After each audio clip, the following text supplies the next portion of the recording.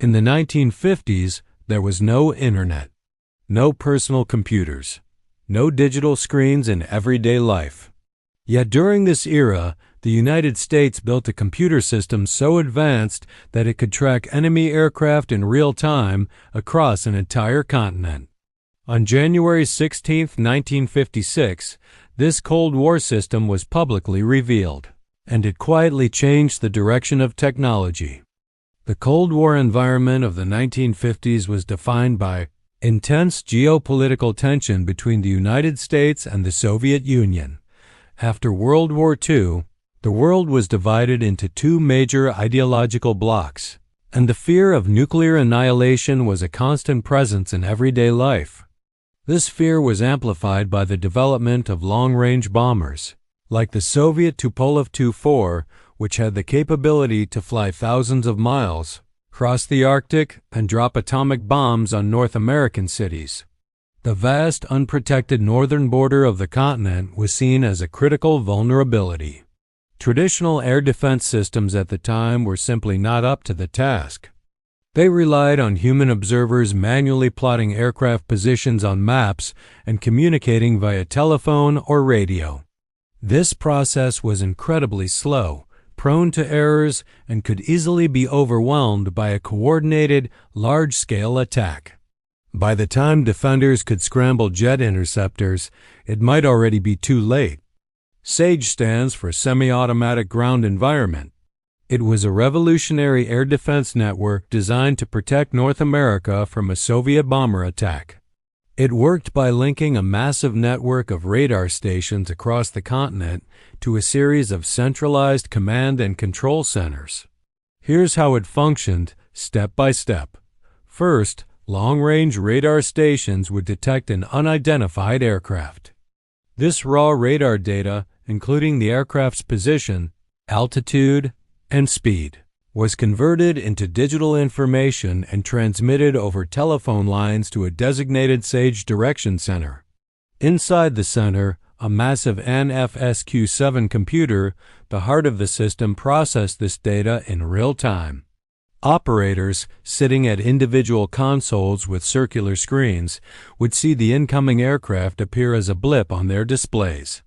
Using a light gun, they could select the target to get more information, identify it as hostile, and let the SAGE computer calculate the most efficient interception course for fighter jets. The system could then automatically guide the interceptors to the target, a level of automation that was previously unimaginable. The technology behind SAGE was monumental for its time. The centerpiece, the NFSQ-7 computer, was the largest computer ever built. Each one weighed 300 tons, occupied an entire floor of a 4-story, windowless concrete blockhouse, and contained around 60,000 vacuum tubes.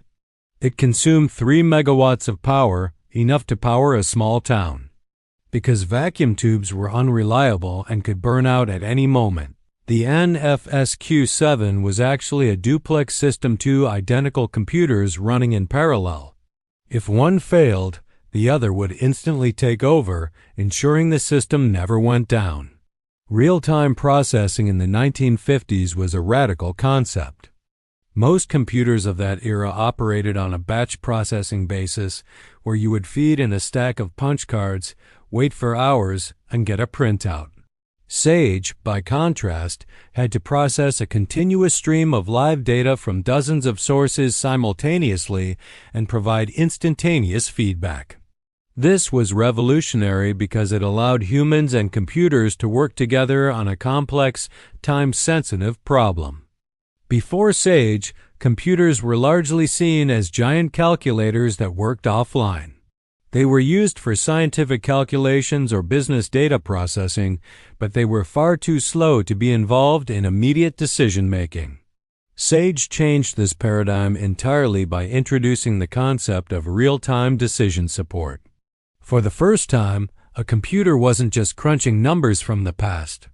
It was analyzing a live, evolving situation and presenting actionable intelligence to human operators.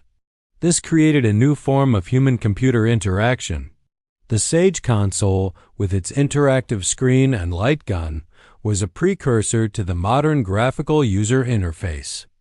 It allowed operators to talk to the computer in a direct, intuitive way, pointing at targets and requesting information. This was a fundamental shift from the impersonal, abstract process of submitting punch cards and waiting for a result. It proved that computers could be powerful partners for humans in complex, high-stakes environments. The innovations developed for Sage had a profound and lasting impact on modern technology. The most direct descendant of Sage is the Global Air Traffic Control System. The fundamental principle tracking aircraft with radar, processing the data centrally, and displaying it for human controllers is exactly what Sage pioneered.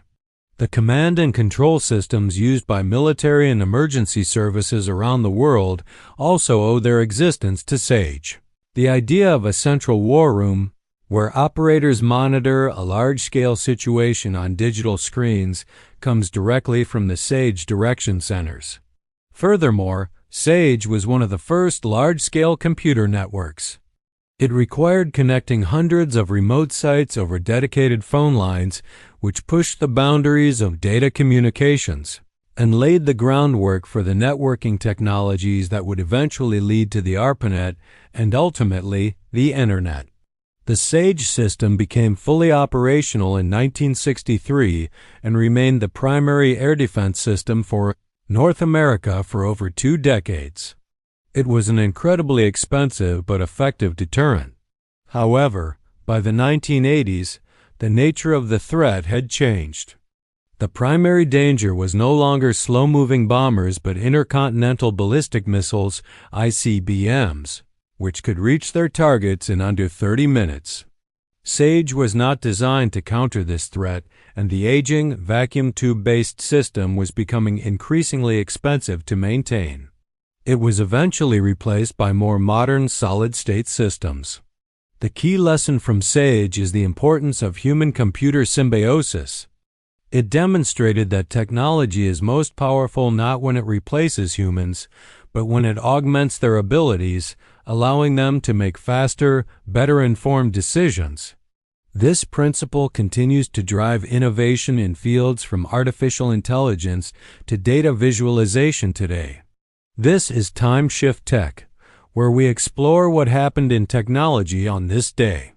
Because every date matters, and every date marks a moment in technology history.